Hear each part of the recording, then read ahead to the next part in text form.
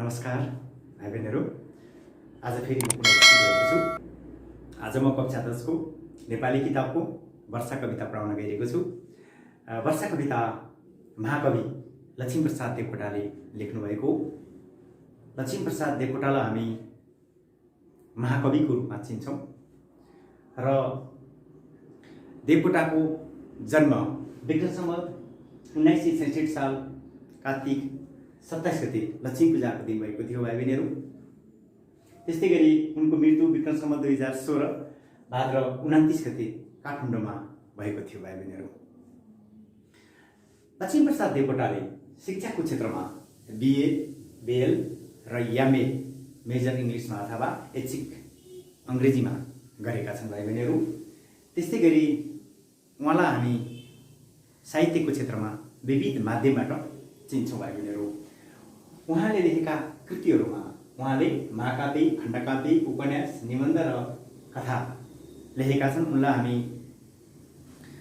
एउटा नेपाली भाषाका महारथीका रूपमा उनलाई हामी चिन्छौँ भाइ बहिनीहरू। त्यसैले उनले लेखेका महाकाव्यमा शाकुन्तल, सुलोचना, महाराणा प्रताप आदि रहेका छन् भाइ बहिनीहरू। त्यस्तै गरी उहाँले लेख्नुभएको खण्डकाव्यमा मुनामदन, लुनी, कुञ्जिनी अनि बसन्ती आदि खण्डकाव्य उहाँले लेख्नुभएको छ भाइ बहिनीहरू। त्यस्तै गरी उपन्यासमा उहाँको चम्पा भन्ने उपन्यास प्रख्यात छ भाइ बहिनीहरू। त्यस्तै गरी कथामा लक्ष्मी कथा सङ्ग्रह रहेको छ। त्यस्तै गरी निबन्धमा लक्ष्मी निबन्ध सङ्ग्रह लेख्नुभएको छ भाइ बहिनीहरू। त्यस्तै गरी निबन्धमा दाडिमको रुखनेर भन्ने निबन्ध पनि उहाँले लेख्नुभएको छ भाइ बहिनीहरू। भाइ बहिनीहरू, महाकवि लक्ष्मीप्रसाद देवकोटा भन्ने बित्तिकै बहुप्रतिभाका धनी व्यक्तित्वको रूपमा पनि उहाँलाई चिन्छौँ र उहाँले साहित्यको क्षेत्रमा उल्लेख्य योगदान दिनुभएको छ र नेपालको राष्ट्रिय प्रज्ञा प्रतिष्ठानको एउटा संस्थापकदेखि लिएर त्यसको चाहिँ एउटा विकास गर्नेदेखि लिएर उहाँले नेपाली भाषाका महारथीका रूपमा विभिन्न थरीका कार्यहरू गर्नुभएको छ भाइ बहिनीहरू। उहाँले यी साहित्यका क्षेत्रमा योगदान दिए बापत उहाँले विभिन्न थरीका सम्मान र पुरस्कारहरू पनि प्राप्त गर्नुभएको छ भाइ बहिनीहरू। त्यसैले गर्दा हामी कविलाई लक्ष्मीप्रसाद देवकोटालाई महाकविको रूपमा चिन्छौँ भाइ बहिनीहरू। हामी यस कविताको लयबोध, भावबोध र किताबको अभ्यास पनि गर्नेछौँ। परीक्षामा आउने मात्र अभ्यास गर्नेछौँ, सी एक्जाममा आउने। अब हामी यस कविताको लयबोधतिर जान्छौँ भाइ बहिनीहरू। लयबोधमा यो कविता मन्दाक्रान्त छन्दमा लेखिएको छ भाइ बहिनीहरू। केमा लेखिएको छ?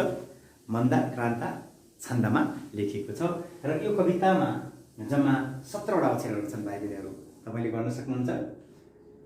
आइन् वर्षा हर चढी वायु पंखी विमान भनिसकेपछि यहाँ गर्नु होला भाइ बहिनीहरू। एउटा दुईटा यो आदि अक्षरलाई गनिँदैन, आदि अक्षर छ नि यसलाई गनिँदैन। 1 2 3 4 5 6 7 8 9 10 11 12 13 यो आदि अक्षरलाई गनिँदैन। 14 15 16 17 भाइ बहिनीहरूले के बुझ्नुपर्छ भने कवितामा आदि अक्षरलाई गनिँदैन भाइ बहिनीहरू। यो छन्दमा लेख्दाखेरि आदि अक्षर चाहिँ किन हालिन्छ त भन्दाखेरि भाषाहरू अथवा शब्दहरूको मिठास नआउने हुनाले हामीले आदि अक्षर लेख्ने काम गर्छौँ भाइ बहिनीहरू। त्यसलाई खुट्टा काटेको हुन्छ। त्यसलाई चाहिँ यसमा 17 वटा अक्षरमा आदि अक्षर काउन्ट हुँदैन अथवा आदि अक्षर गनिँदैन। हामीले यहाँ एउटा आदि अक्षर छ, यहाँ दुईवटा अक्षरलाई हामीले गन्दैनौँ। नगनिकन काउन्ट गर्दा के हुन्छ? 1 2 3 4 5 6 7 8 9 10 11 12 13 14 15 16 17 हुन्छ भाइ बहिनीहरू। अब यो कविताको लयमा लाँदाखेरि हामीले यो कविता मन्दाक्रान्त छन्दमा लेखेको छ र यसमा जम्मा 17 वटा अक्षर हुन्छन्। 17 वटा अक्षरमा 4 वटा अक्षरमा गएर विश्राम हुन्छ र त्यसै गरी 10 अक्षरमा गएर के हुन्छ? विश्राम हुन्छ भाइ बहिनीहरू। अब हेर्नुहोस्, 4 अक्षरमा विश्राम भनेपछि यहाँबाट हेर्नु होला। एउटा अक्षर, दुईटा अक्षर यसलाई गनिँदैन भाइ बहिनीहरू। 3टा अक्षर, 4 अक्षर यहाँ पुग्यो। यो आदि अक्षरलाई गनिँदैन। 1 2 3 4 अक्षरमा गएर यहाँ गएर विश्राम हुँदैछ भाइ बहिनीहरू। यहाँ गएर विश्राम हुँदो रहेछ। फेरि 10 अक्षर, यहाँ 4 भइसक्यो। 5 6 7 8 9 10 फेरि यहाँ गएर के हुँदो रहेछ भाइ बहिनीहरू? विश्राम हुँदो रहेछ। यहाँ 4 मा गएर विश्राम, यहाँ 10 मा गएर विश्राम गर्छ भाइ बहिनीहरू। अब कसरी भने त भाइ बहिनीहरूले प्रयास गर्नु होला। एउटा म गाएर सुनाइदिन्छु। अब यहाँ लगेर विश्राम हुनु पर्यो 4 मा, यहाँ 10 मा विश्राम हुनु पर्यो भाइ बहिनीहरू। आइन् वर्षा हर हर चढी वायु पंखी विमान भनेर यसरी जानु पर्यो भाइ बहिनीहरू। आइन् वर्षा हर हर चढी वायु पंखी विमान भनेर हामीले 4 वटा अक्षरमा र 10 वटा अक्षरमा गएर विश्राम गर्नुपर्छ भाइ बहिनीहरू। यसरी नै तपाईँले कविताको लयमा म भनिदिन्छु, भाइ बहिनीहरूले म सँगसँगै गाउनु होला र लयपछि म के गर्छु, भावबोध गर्छु र अभ्यास पनि गराउनेछ भाइ बहिनीहरू। भाइ बहिनीहरूले अब कविताको लय म सँगसँगै के गर्नु होला, गाउनु होला भाइ बहिनीहरू, भन्नु होला। 4 अक्षर र 10 अक्षरमा विश्राम लिएर भाइ बहिनीहरू।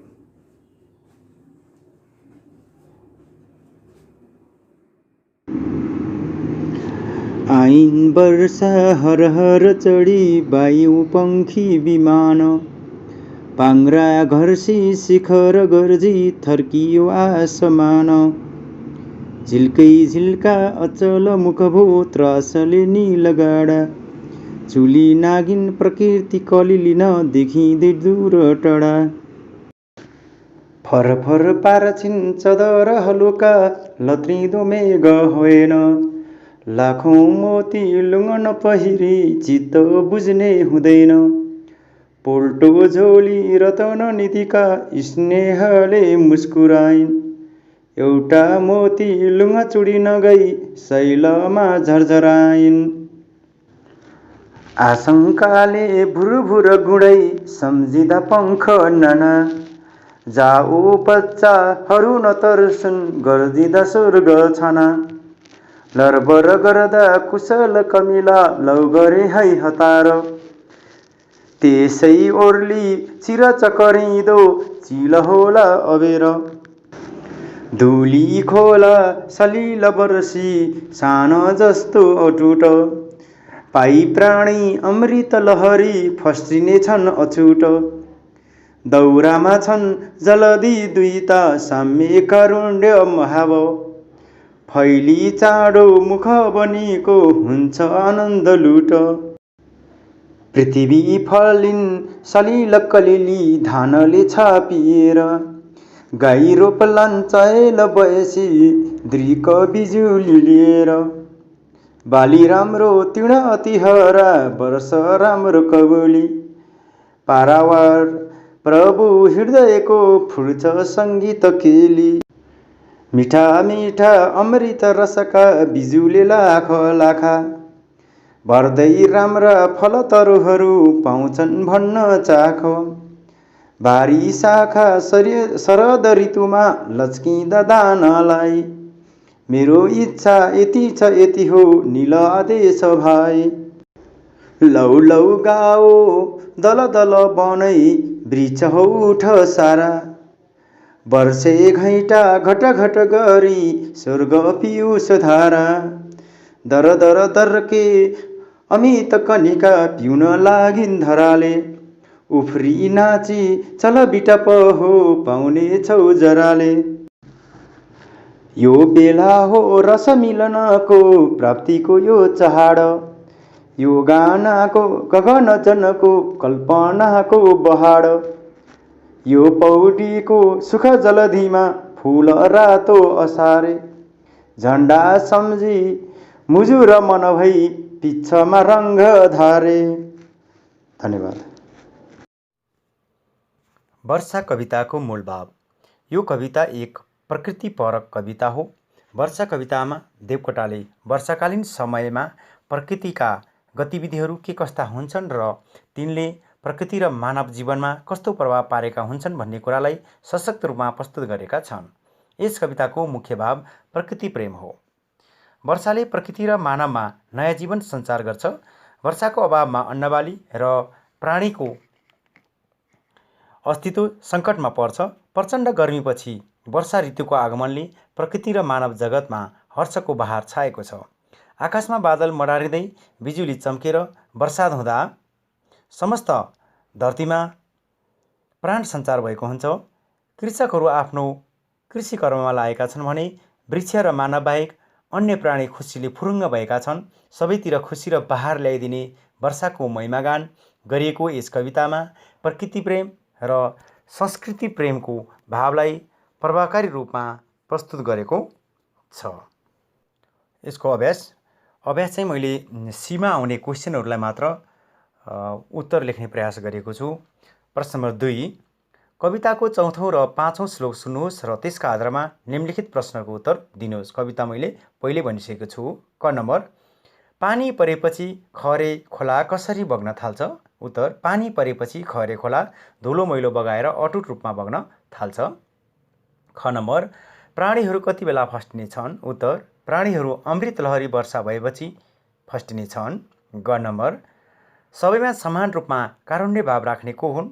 उत्तर, सबैमा समान रूपमा कारुण्य भाव राख्ने जलधी द्वैत वा वर्षा हुन्। घ, के कारणले पृथ्वी कलिली हुन्छन्? उत्तर, पृथ्वी सलिल वा जल वा पानीको कारणले कलिली हुन्छन्। ग नम्बर, युवतीहरूले कस्ता आँखा लिएर धान रोप्न थाल्छन्? उत्तर, बिजुली जस्ता चञ्चल आँखा लिएर युवतीहरू धान रोप्न थाल्छन्। च नम्बर, धान रोप्ने युवतीहरू कस्ता छन्? उत्तर, धान रोप्ने युवतीहरू चञ्चल उमेरका अनि सङ्गीतका प्रेमपूर्ण खेल खेल्ने जस्ता हुन्छन्।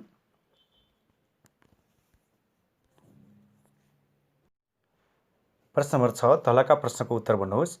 वर्षा कविताका लेखक को हुन्? उत्तर, वर्षा कविताका लेखक महाकवि लक्ष्मीप्रसाद देवकोटा हुन्। ख नम्बर, वर्षा ऋतुमा कुन कुन महिना पर्दछन्? उत्तर, वर्षा ऋतुमा साउन र भदौ महिना पर्दछन्।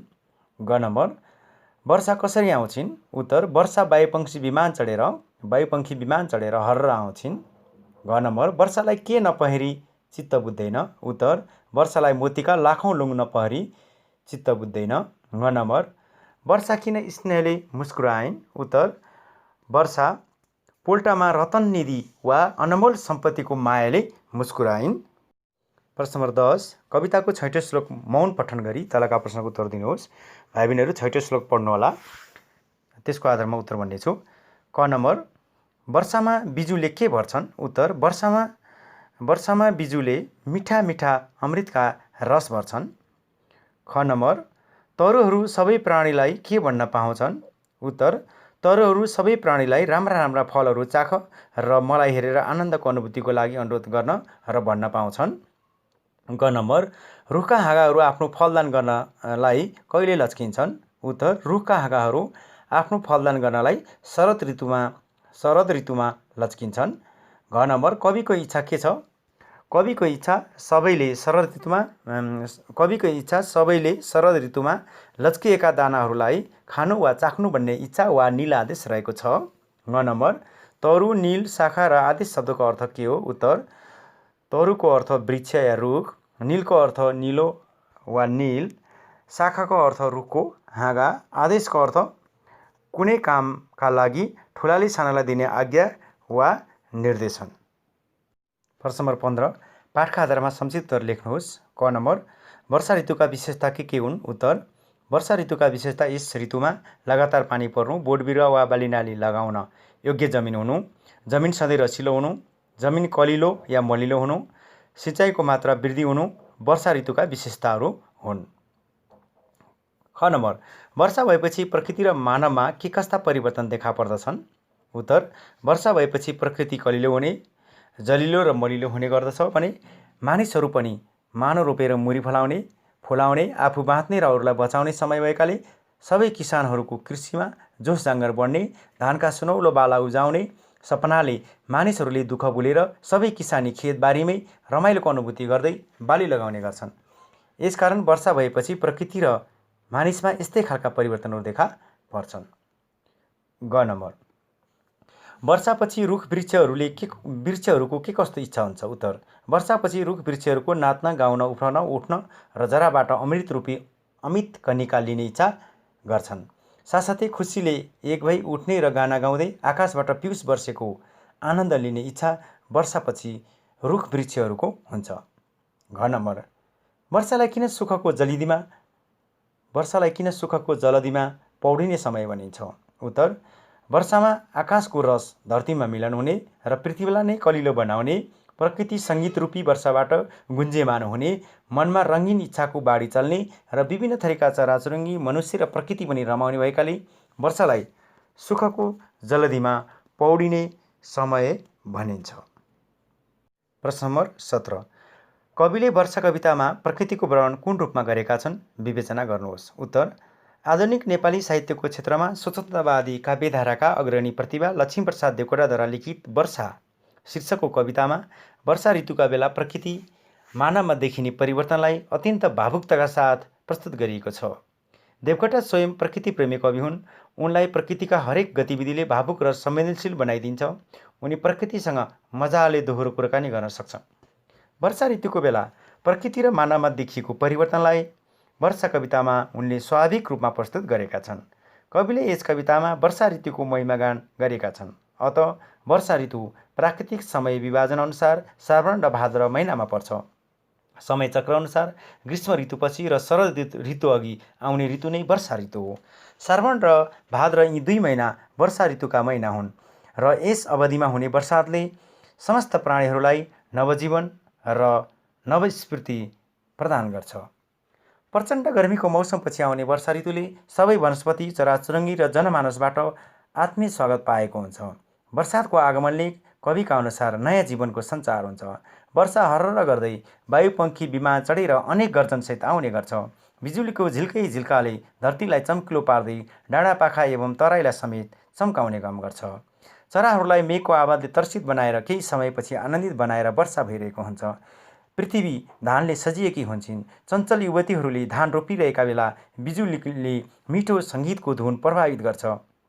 कृषकहरूले आश गर्दै मेहनत साथ काम गरिरहेका देखिन्छन्। यस्तो बेला कवि वनलाई विभिन्न समूह बनाएर अघि बढ्न आग्रह गर्छन्। यो एउटा रस मिलनको चाड हो भन्ने कविलाई लागेको छ। यस्तो बेला सुखरूपी जलधिमा डुब्नु नै राम्रो हुने कुरा कवि बताउँछन्।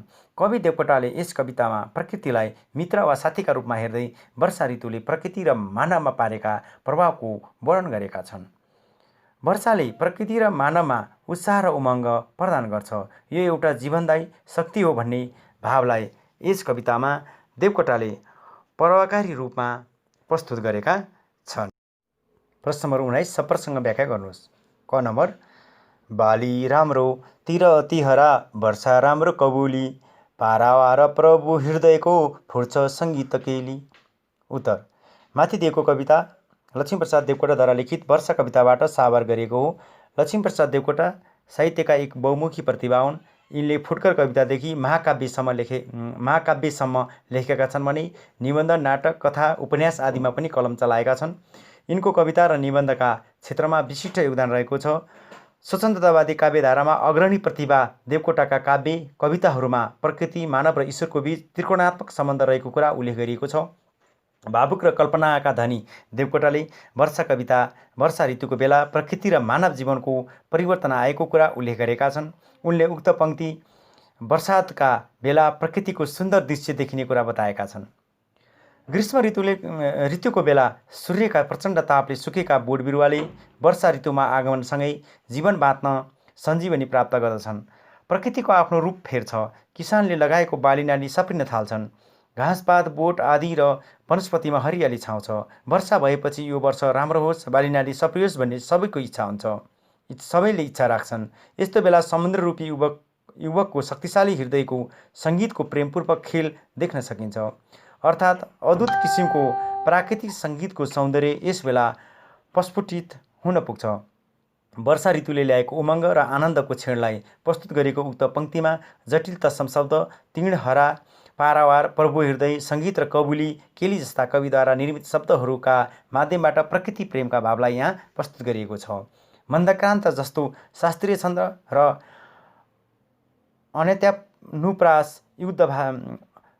अन्त्यानुप्रास युक्त भाषा शैलीका माध्यमबाट कविले प्रकृतिप्रतिको उच्च प्रेमलाई सशक्त र प्रभावकारी रूपमा प्रस्तुत गरेका छन्। ख नम्बर।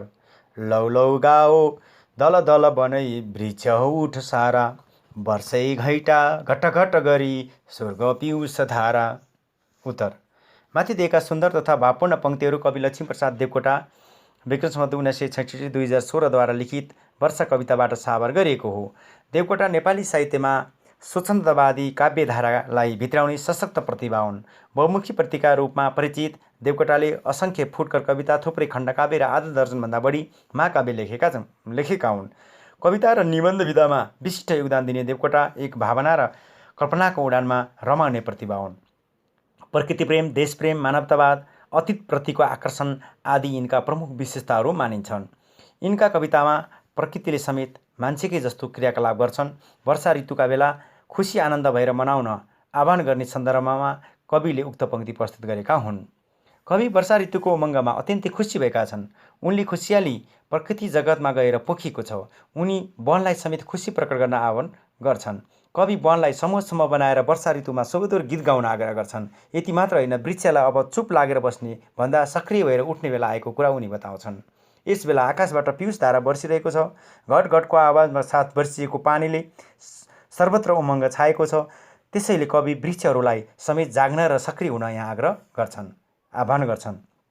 प्रकृति प्रेमी कवि देवकोटा वर्षा ऋतु छाएको उमङ्गलाई प्रस्तुत गर्छन्। उनी मानवलाई मात्र होइन, प्रकृतिलाई समेत आनन्दमा समाहित हुन आह्वान गर्छन्। केही सरल र मिठासपूर्ण तत्सम शब्द र ठेट नेपाली शब्दको प्रयोग भएको यस कवितामा प्रकृति प्रेम सम्बन्धी भावलाई यहाँ प्रभावकारी रूपमा प्रस्तुत गरिएको छ। धन्यवाद विद्यार्थी भाइ बहिनीहरू।